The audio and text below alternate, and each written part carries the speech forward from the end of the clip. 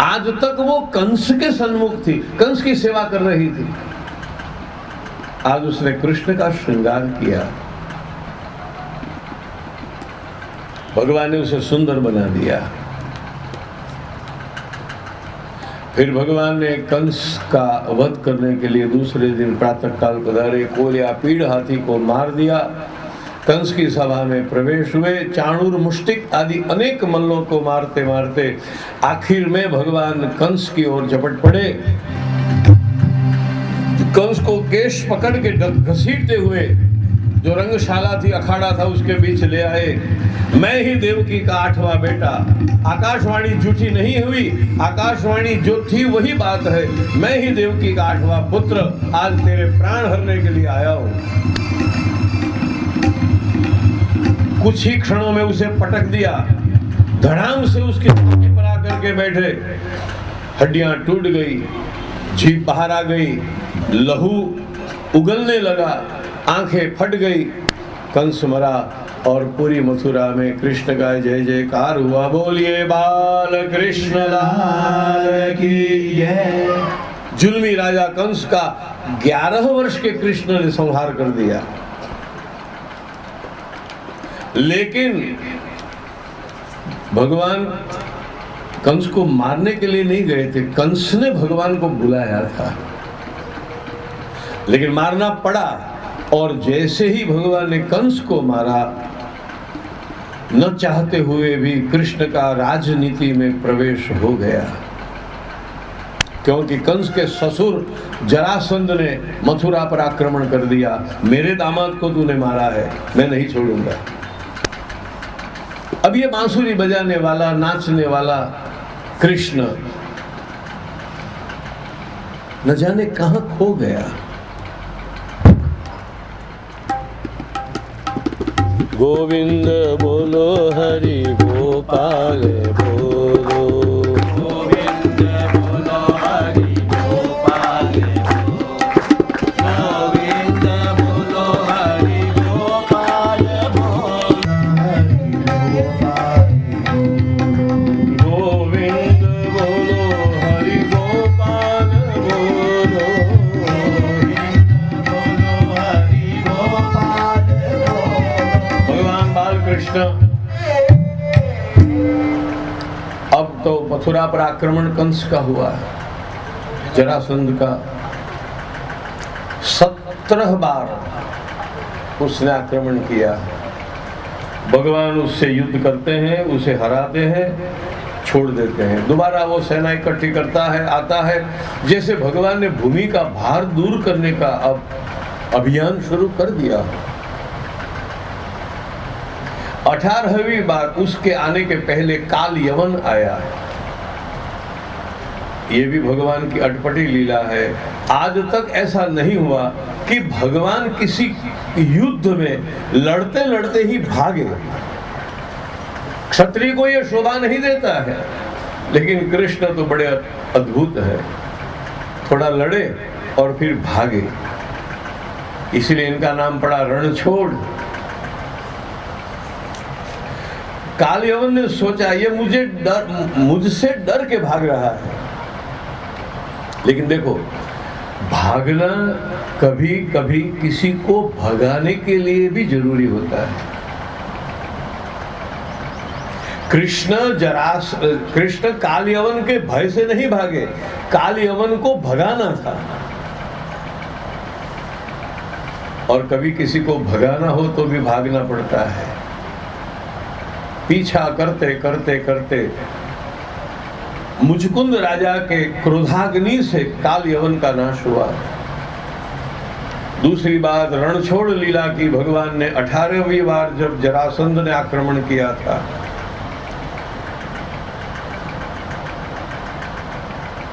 ये भी एक सीखने वाली बात है। जीवन में क्षत्रियों के लिए युद्ध में कभी कभी पीछे हट भी करनी पड़ती है।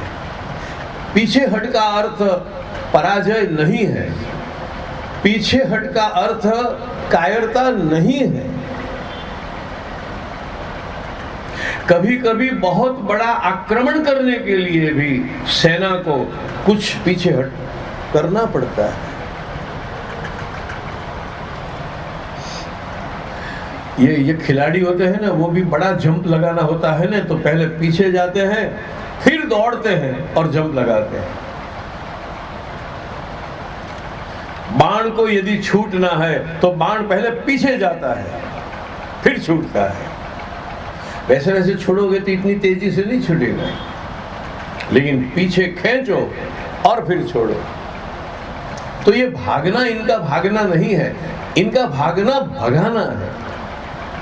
पीछे पीछे जरासंध भागा, भगवान पर प्रवर्षण पर्वत पर रहे, उसने आग लगा दी और मान लिया कि मैंने कृष्ण बलराम को जला दिया। उस और कृष्ण ने द्वारिका नगरी का निर्माण करवाया, सोने की द्वारिका।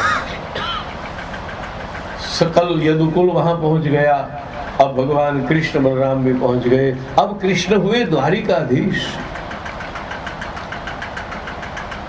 यहां से कृष्ण का गृहस्थाश्रम शुरू होता है। पहला ब्याह हुआ रुक्मिणी के साथ।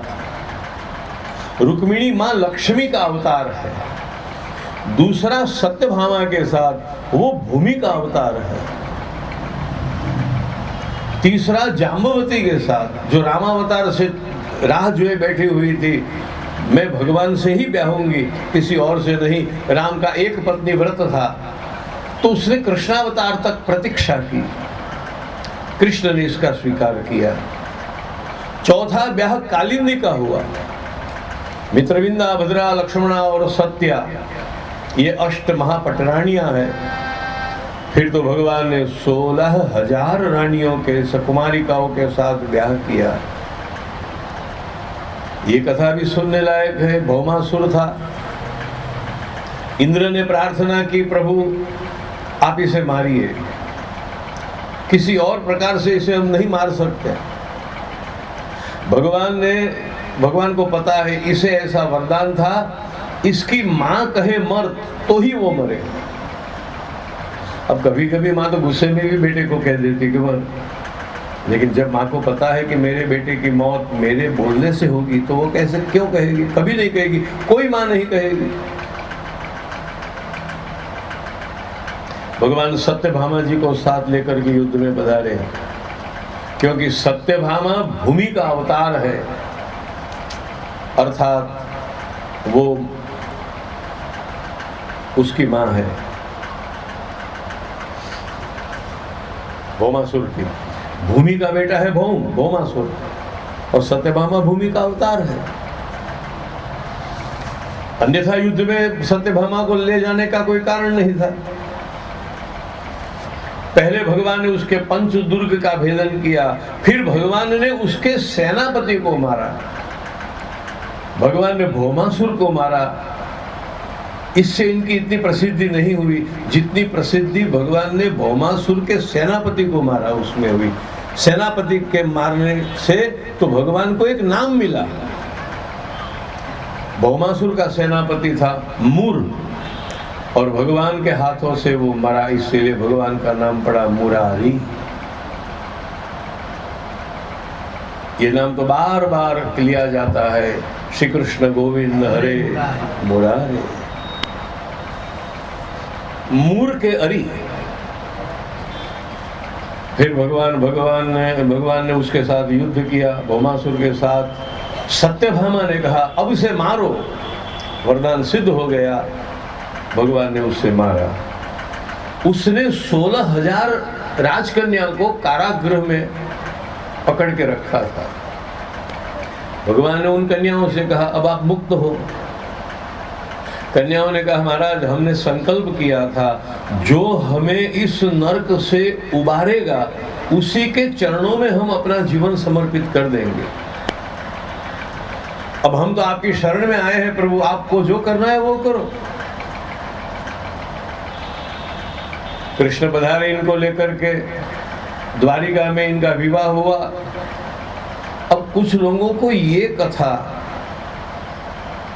ठीक नहीं लगती है कि कृष्ण ने 16,000 कन्याओं के साथ लग्न किया। इतनी सारी कन्याओं के साथ क्यों? लेकिन अगर आप भागवत को ध्यान से पढ़ें तो आपको पता चल जाएगा, एक कृष्ण ने 16,000 कन्याओं के साथ विवाह नहीं किया है।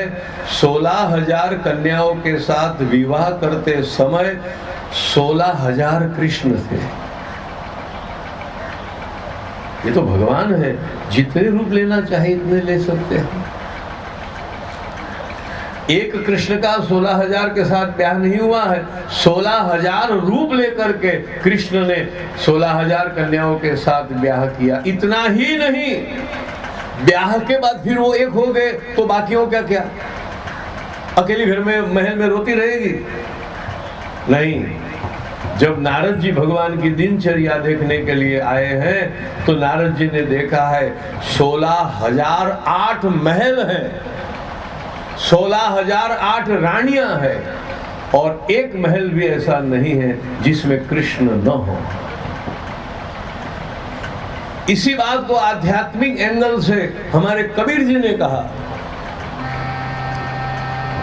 सब घट मेरा साइया सूनी से जन को,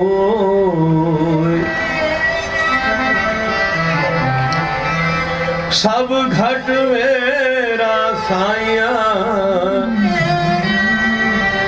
सूनी से जन को, बलिहारी वा घट की जी घट परगट हो।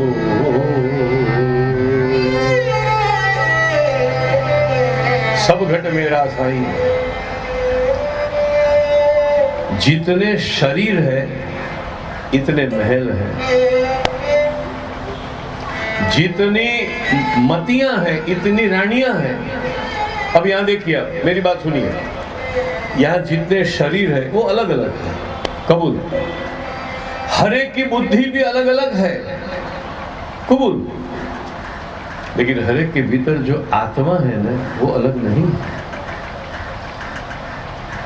चलो एक और ढंग से समझाऊं। बहुत बड़ा फ्लैट है, हर फ्लैट में टीवी चल रहे हैं, हर टीवी में अलग अलग चैनल, कोई कथा सुन रहा है, कोई सिनेमा देख रहा है, कोई संगीत सुन रहा है।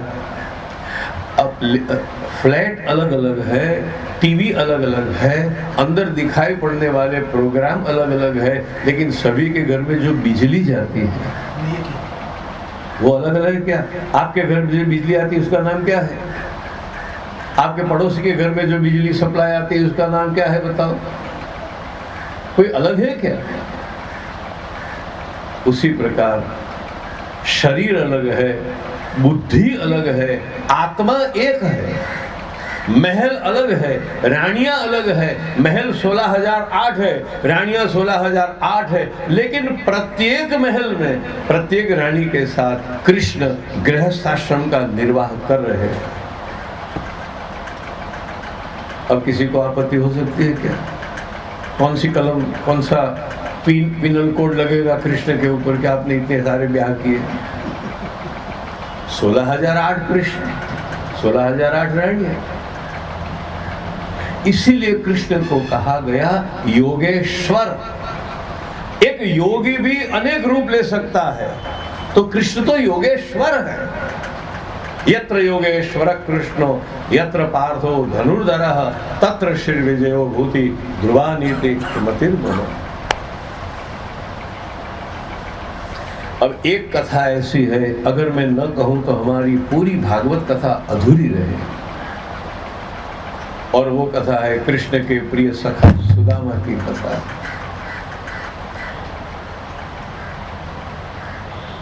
सुदामा को याद न किया जाए तो भागवत की कथा अधूरी रहे।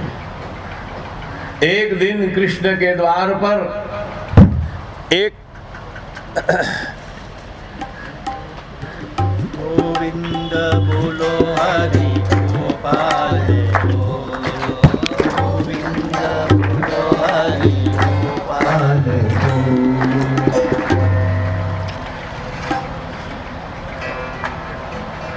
शीश पघान जगा तन पे सुदामा का चित्र नागरीदास ने बड़े अच्छे ढंग से।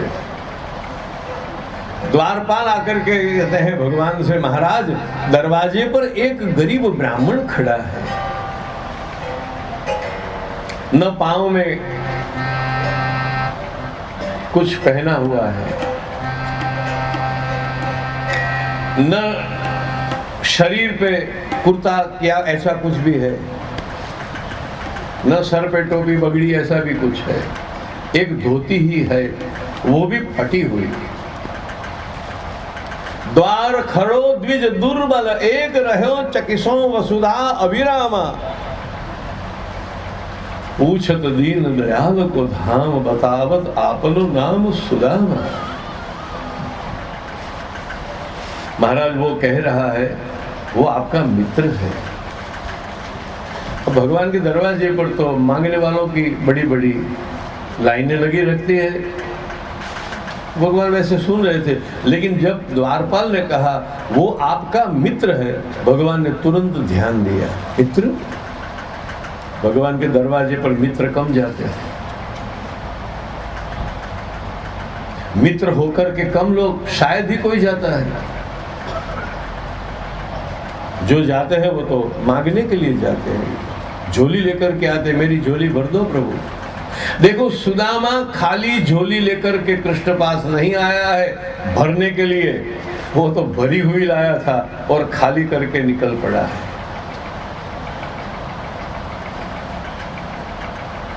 सुदामा को हमने ठीक से नहीं समझा है।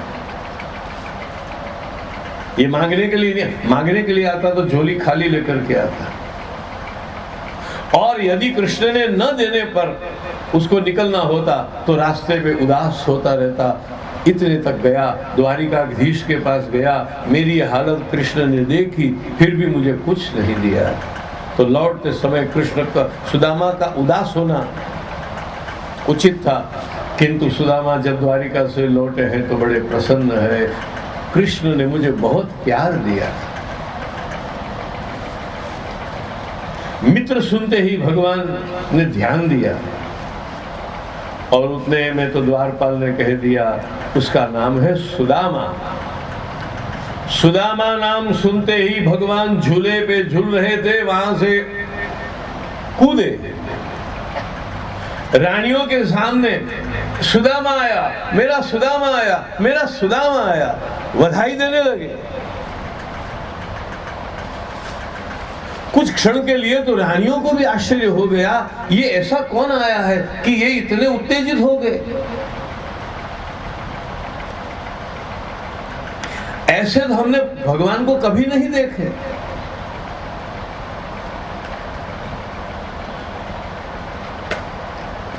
जैसे कोई मर रहा हो और वो जिस जीवन मिल जाए और कैसी खुशी हो, ऐसी खुशी जैसे भगवान के मुख पर लग रही थी, मेरा सुदामा आया, मेरा सुदामा आया, मेरा सुदामा आया। रानियों का आश्चर्य हुआ, ये कौन है।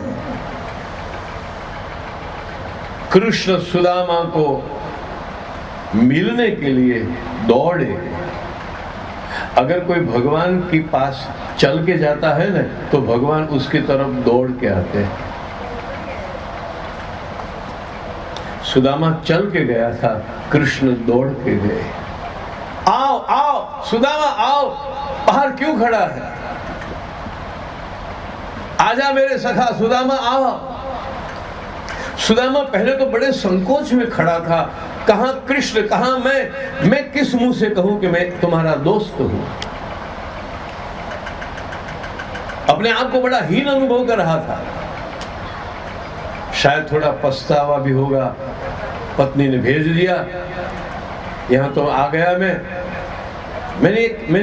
यहां आ गया, वो मैंने ठीक किया या नहीं किया, न जाने कैसा बर्ताव होगा मेरे साथ। इतने में तो देखा कृष्ण बाहें फैलाए हुए, आओ सुदामा आओ कहते हुए दौड़े चले आते हैं। एक क्षण में सुदामा की दरिद्रता, गरीबी, संकोच सब उड़ गया। वो भी बाहें फैलाए हुए दौड़ा और दोनों मित्र एक दूसरे से मिल गए। रानियों को बड़ा आश्चर्य, ये कौन है, देखने में तो भिखमंगा लगता है। और हमारे प्रभु दौड़ पड़े, उसे बाहों में ले लिया। ये कौन है? आज तक इन्होंने कोई बात भी नहीं बताई इसकी। रानियां सब चकित होकर के देख रही है। कृष्ण ने सुदामा का हाथ पकड़ा, आओ सुदामा आओ, मैं तुझे बहुत याद करता था। तू कहां तक था? कहां तक? आज पता नहीं चला आज तक तू कहां था। सिंहासन ऊपर सुदामा को बिठाया गया। भगवान ने रानियों से कहा, जल्दी जल्दी सोने की झाड़ी ले आओ, परात ले आओ, मुझे अपने सुदामा के चरण धोने हैं। परात तो आ गई, जल लाने में थोड़ा विलंब हुआ, लेकिन जब रानियां जल लेकर के आई तब देखा भगवान ने तो उसके चरण धो दिए थे अपने आंसुओं से। हाय महादुख पायो सखा, न आए इते किते दिन खोए। सुदामा के चरणों में जो कांटे लगे थे, सुदामा का जो दुर्बल शरीर था, और भगवान तो सब जानते हैं किसने कितना भुगता है, कहने की क्या जरूरत है आपको। भगवान तो सबके भीतर है, आपकी पीड़ाओं को वो समझता है, आपकी मुश्किलों को वो जानता है, आपके हर दुख को उसे खबर है। अरे बाहर कोई होता है तो बताया जाता है, भगवान को क्या बताना। सुदामा मैं जानता हूं तो कितना दुखी हुआ है। कृष्ण की आंखों से आंसू टपकने लगे। पानी परात को हाथ छुयो नहीं, नैनन के जल सो पग धोए। रामावतार में भक्त ने भगवान के चरण धोए थे, कृष्णावतार में भगवान ने भक्त के चरण धोए हैं।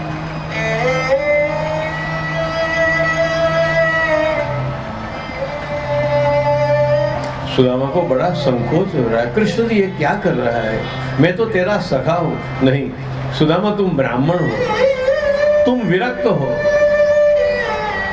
तुम मेरे मित्र हो। कहते हैं भगवान ने अपना सुंदर पीतांबर सुदामा को दिया, भैया स्नान कर लो, फिर हम साथ में भोजन करेंगे। चौकियां तैयार की गई, विविध प्रकार की मिठाई, भगवान के यहाँ तो 56 भोग होते हैं। कृष्ण साथ में बैठे हैं, सुदामा को आग्रह कर करके जिमा रहे हैं, सुदामा ये तो चखो, सुदामा ये तो नई वस्तु है, सुदामा तुझे ये प्यारा है, सुदामा ये बहुत सुंदर है, थोड़ा तो खा लो।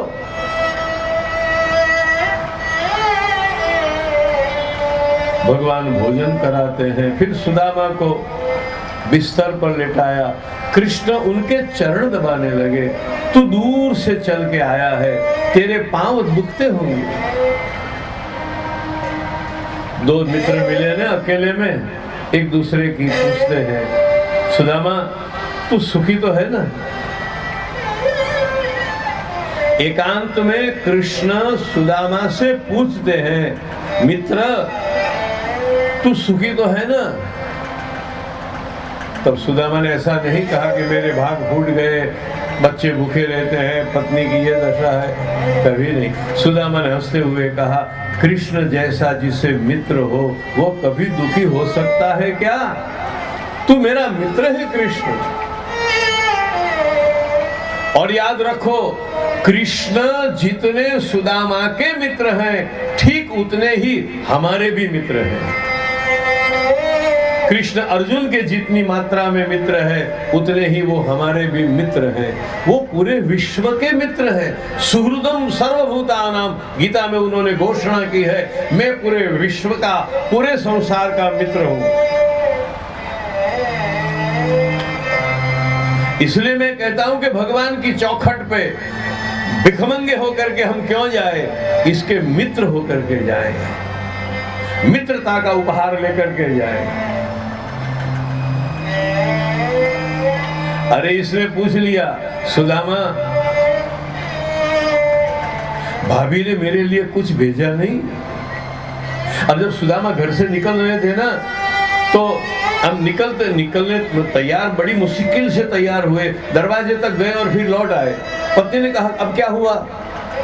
तो कि मैं कृष्ण को जानता हूं, मैं जाऊंगा ना तो थोड़ी देर के बाद कृष्ण पूछेंगे, सुदामा तू मेरे लिए क्या लाया? देखो कृष्ण तो बच्चे हैं ना, भगवान तो बच्चे, भगवान बिल्कुल बच्चे हैं। और जब हम कहीं बाहर से आते हैं तो बच्चे भी ऐसा पूछ लेते हैं, दादाजी क्या लाए? बच्चे तो हमेशा आशा करते हैं। अगर कृष्ण ने पूछा कि सुदामा तू मेरे लिए क्या लाया, ये दोस्त बोल रहा है, वरना द्वारिकाधीश को, सोने की द्वारिका के जो मालिक है, उसे सुदामा से क्या चाहिए? उसे किस वस्तु की जरूरत है? लेकिन याद रखो, भगवान भी भक्त के घर जाते हैं तो कुछ मांग लेते हैं। दुनिया को वो देने वाला है, लेकिन भक्त के सामने तेरे द्वार खड़ा भगवान, भगत भर दे झोली, तेरा होगा बड़ा एहसान, तेरी जग में बढ़ेगी शान, भर दे झोली। भगवान पूरी दुनिया को देने वाला है, लेकिन अपने प्रेमी के घर, अपने भक्त के घर वो झोली फैला के जाता है, वो भक्त से मांगता है। दुर्योधन का मेवात, भगवान पहुंच गए थे दुर्योधन के यहाँ। दुर्योधन ने कहा महाराज राजभोग तैयार है। भगवान के मैं तेरा राजभोग क्यों आरोगूं? तो मेरे पांडवों का वैरी है, और जो मेरे भक्त का वैरी है वो मेरा भी वैरी है। मैं तो जाऊंगा हमारे चाचा विदुर जी के घर, बिन बुलाए। नहीं स्वीकार करते हैं निमंत्रण के दुर्योधन का,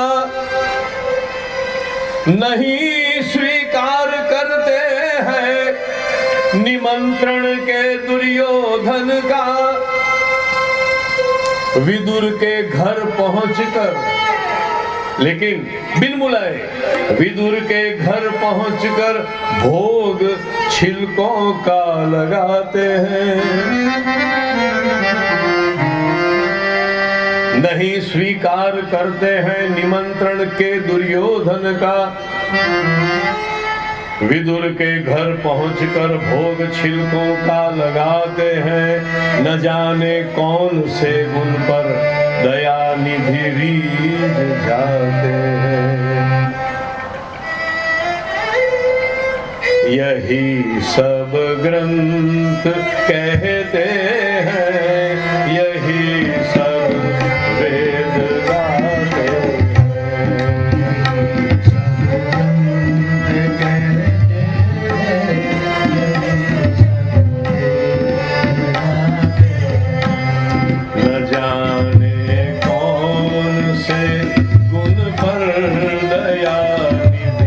रीझ जाते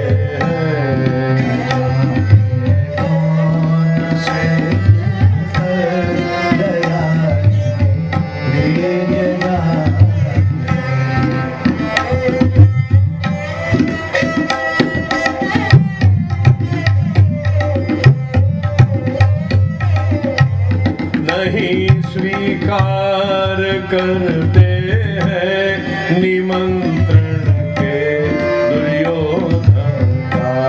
नहीं स्वीकार करते निमंत्रण के दुर्योधन का।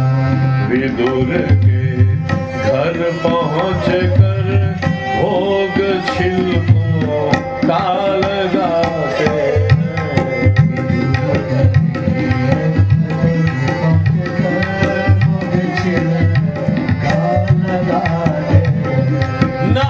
मधुपुरी से। द्रौपदी वस्त्राहरण की कथा। न आए मधुपुरी से गोपियों की दुख दशा सुनकर। एक बार भी भगवान मथुरा से गोकुल नहीं गए, वृंदावन नहीं गए। गोपियां बड़ी दुखी थी, लेकिन जब द्रौपदी के चीर खींचे जा रहे थे, न आए मधुपुरी से गोपियों की दुख दशा सुनकर, गोपियों की दुख दशा सुनकर। लेकिन द्रुपद जा, द्रौपदी द्रुपद जा की दशा पर द्वारिका से दौड़ आते हैं। द्रुपद जा की दशा पर द्वारिका में दौड़ आते हैं। द्रुपद जा की दशा पर द्वारिका से, द्रुपद जा की दशा पर द्वारिका से दौड़ आते हैं। द्रुपद जा दौड़ आते हैं। न जाने कौन से उन पर दयानिधि जाते हैं।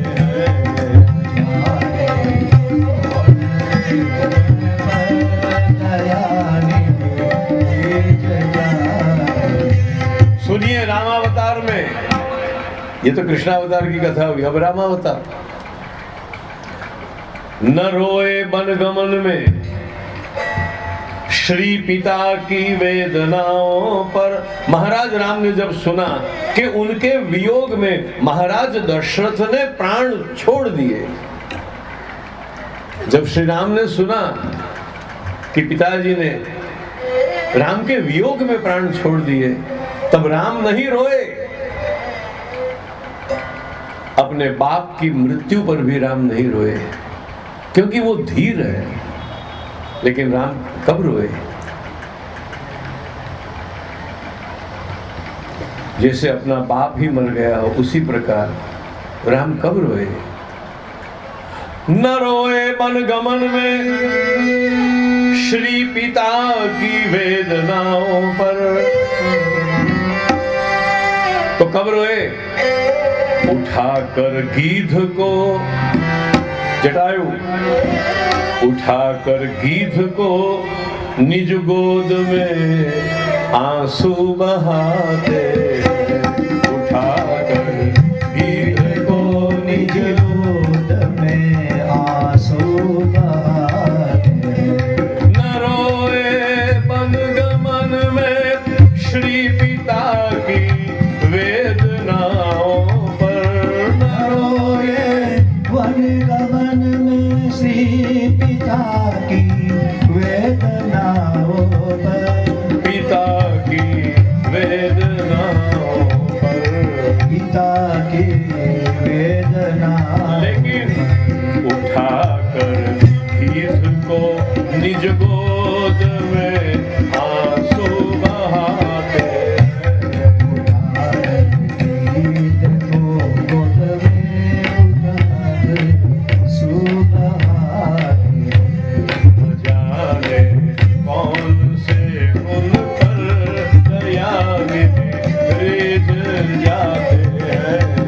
जाने कौन से उन पर दयानिधि जाते। और केवट की कथा याद करो, केवट का प्रसंग। मांगी नाव न केवटवाना, कही तो हार मरम में जाना। कठिनता से चरण धोकर, ठाकुर जी का चरणामृत तो बहुत दुर्लभ है। अगर भगवान अवतार लें, यदि हम भगवान की हमें इजाजत मिले, बड़ा मुश्किल है, तब हम भगवान के चरण का जल पा सकते हैं। कठिनता से चरण धोकर मिले कुछ बिंदु, विधि हर को। विधि का मतलब है ब्रह्मा, हर का मतलब है शिव। ब्रह्मा जी को और शंकर जी को भी मुश्किल से जो वस्तु मिले, कठिनता से चरण धोकर। ये गंगा जी क्या है? जब वामन भगवान के चरण पहुंचे हैं ब्रह्मा के लोक में, वामन भगवान के चरण ब्रह्मा के लोक में गए। जब वो भगवान नाप रहे थे विराट रूप में, तो ब्रह्मा जी ने अपने कमंडलू से ठाकुर जी के चरण पखार दिए। ये जो इन्होंने चरण पखारे ना, यही गंगा का प्राकट्य। गंगा गंगोत्री में प्रकट नहीं होती है, गंगा का प्राकट्य विष्णु चरण से है।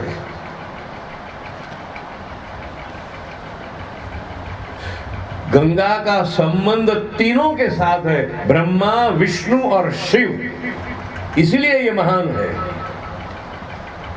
ब्रह्मा जी ने अपने कमंडलू से जो भगवान विष्णु के चरण धोए, यहां से गंगा प्रकट हुई।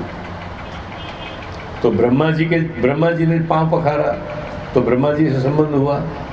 विष्णु के चरण धोए, भगवान वामन विराट थे तब, तो विष्णु से संबंध हुआ। और शिव जी ने अपनी जटा में धारण कर लिया। गंगा का ब्रह्मा, विष्णु और शिव तीनों के साथ नाता है।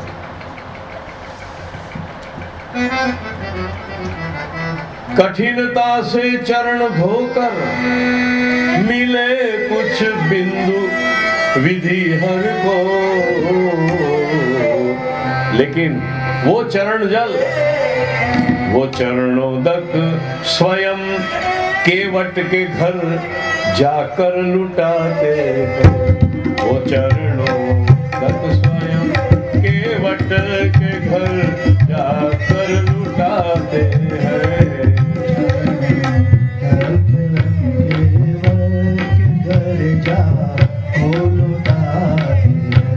यही सब ग्रंथ कहते हैं, यही सब ग्रंथ कहते हैं, यही सब वेद गाते हैं, यही सब वेद गाते हैं।